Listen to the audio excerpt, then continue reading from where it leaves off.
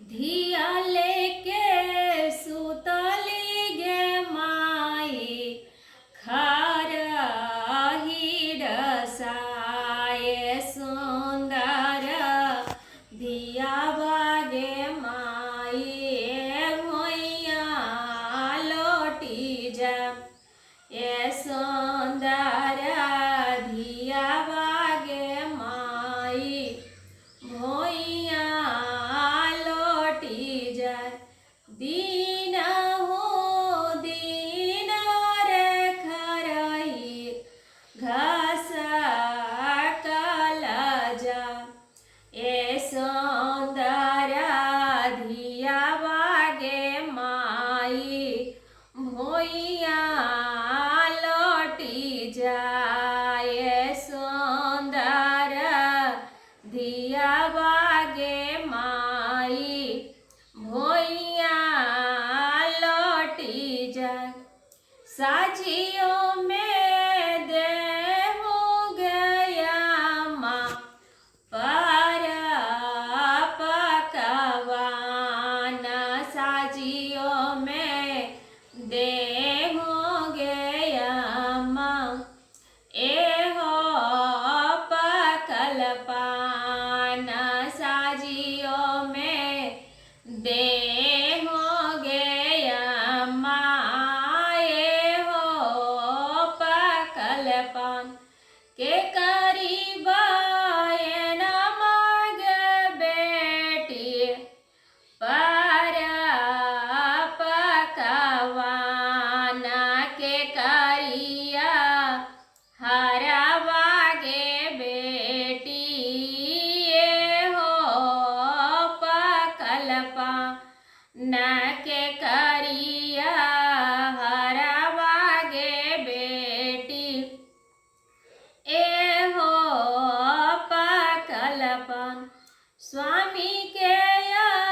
हरवा गया माँ पर पकवान सासू के ए न मांगे माँ एहो पकल पान सासू के ए न मांगे माँ पर पकवान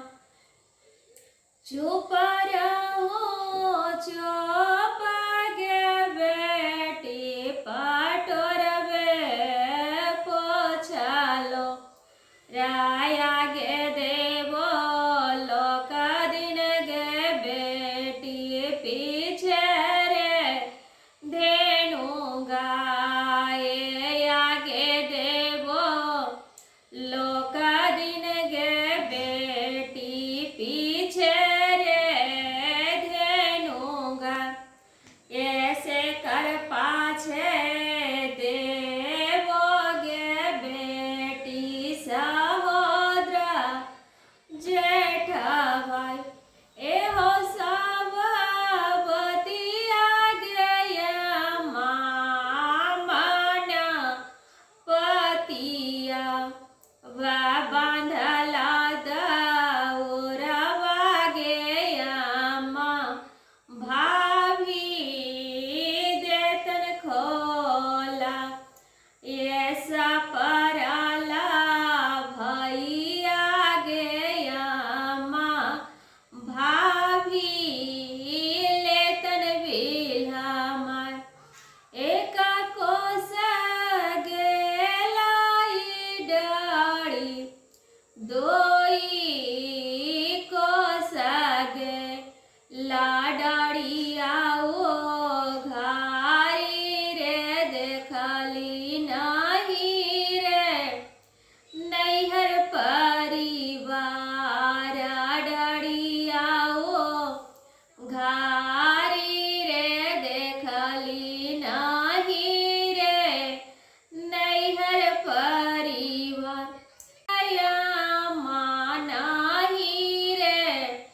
धेनु गाए नहीं हम देखियो गया माँ सहोदर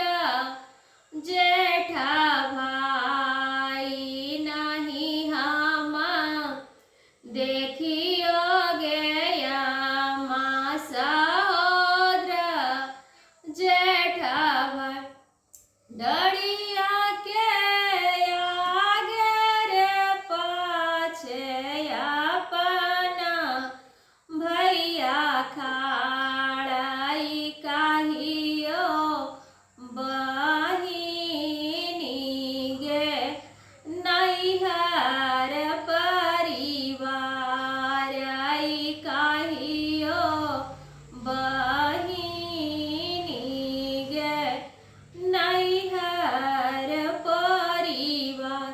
गुरु भैया